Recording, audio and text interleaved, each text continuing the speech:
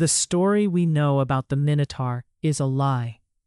For thousands of years, ancient texts have painted a picture of a savage monster, a half-man, half-bull abomination, locked away in a labyrinth to protect the innocent people of Crete. But what if everything we believed was fundamentally wrong? What if the real tragedy was not the beast that needed to be caged, but an innocent child whose only crime was being born different, sentenced to a lifetime of darkness by a king willing to do anything to hide his shame? In ancient Crete, King Minos ruled with an iron fist, commanding respect through fear and intimidation. His power seemed absolute, his authority unquestionable.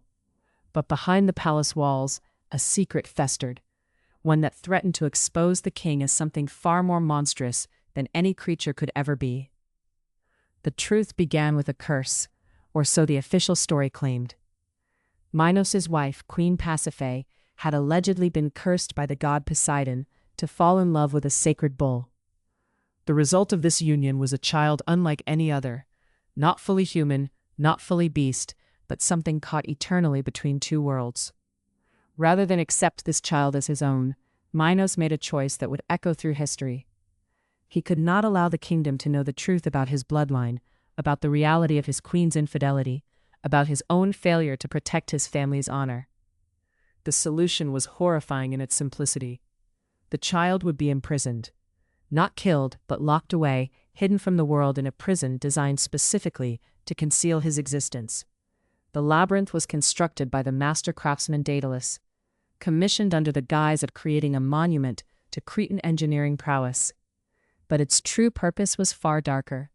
It was a cage designed to hold one prisoner indefinitely, a structure so complex that even if the child somehow escaped, they would be lost forever in its winding passages.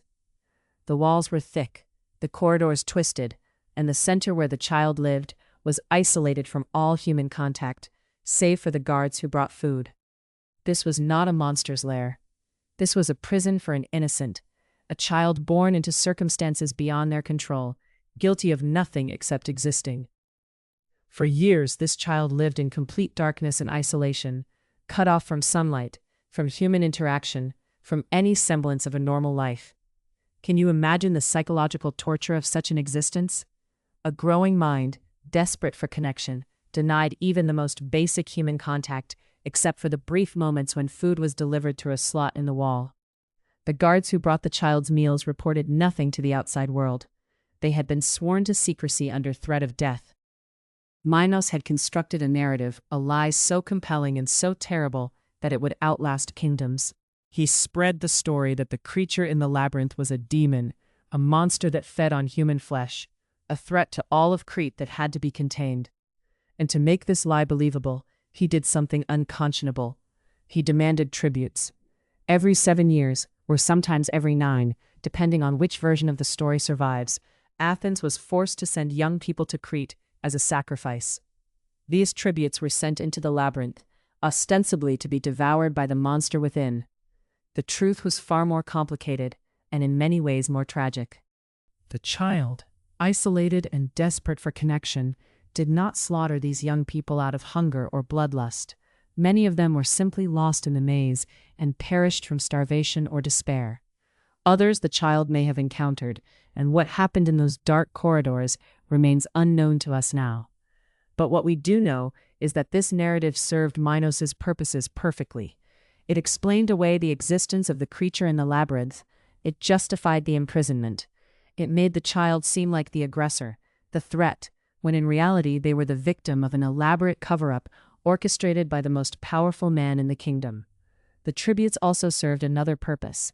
They ensured that the child was never truly alone, that there was always someone new in the maze, always someone to interact with, however briefly. Whether intentionally or not, these tributes provided the only human contact this isolated being would ever receive. The guards who maintained the labyrinth over the years would have witnessed something that conflicted sharply with the official narrative. They would have seen a creature that was not savage, not inherently evil, but rather confused, desperate, and deeply lonely. They would have observed behaviors that suggested not a mindless monster, but an intelligent being trying to survive in impossible circumstances. Yet these observations were never recorded in any official capacity. The official story was too important, too useful to the ruling class of Crete. What makes this tragedy even more profound is that the child had no agency in any of this. They did not choose to be born as they were. They did not choose to be locked away. They did not choose to become the subject of horrifying myths that would survive for millennia. They were simply a victim, trapped by circumstances and by the cruelty of a father who valued his reputation more than his child's humanity. The eventual escape from the labyrinth, immortalized in the legend of Theseus, represents something else entirely when viewed through this lens. It was not a hero defeating a monster. It was a prison break, a final act of desperation by a being who had endured a lifetime of imprisonment and isolation. And when Theseus slew the creature in the labyrinth, he was not saving civilization. He was committing murder, killing a prisoner in their own cell.